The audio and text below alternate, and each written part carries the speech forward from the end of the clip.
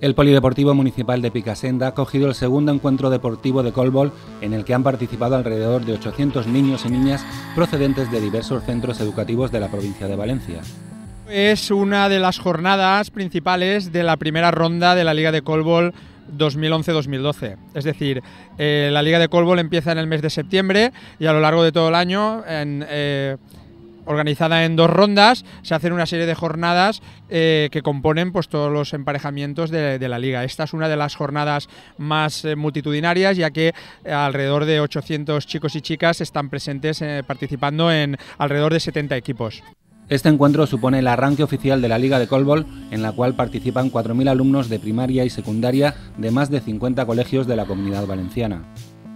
Además, el Colbol ha sido reconocido e introducido en este curso escolar en el proyecto educativo de los Juegos Deportivos de la Generalitat Valenciana. Yo creo que ese es el paso. Las instituciones, conforme vean que esto tiene entre los escolares mucha acogida, van a ser los que empiecen a lanzar el deporte como algo más...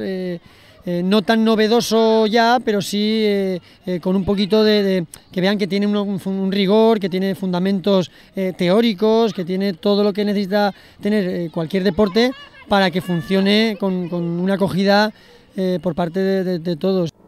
Este reconocimiento de las instituciones públicas supone un gran espaldarazo para un deporte que dispone de una acogida espectacular tanto entre los profesores y monitores como entre los alumnos que lo practican.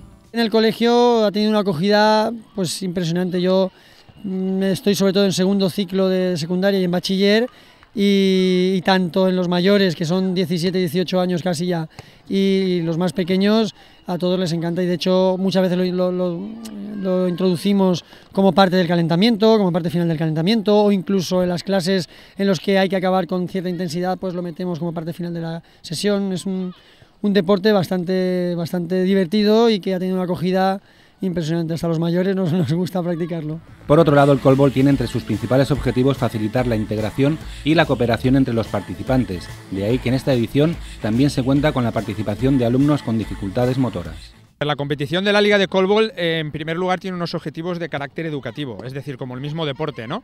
Lo que intentamos es crear una liga en donde el valor de la participación, el valor de la inclusión, de la integración de todos y todas en la práctica deportiva sea el elemento principal.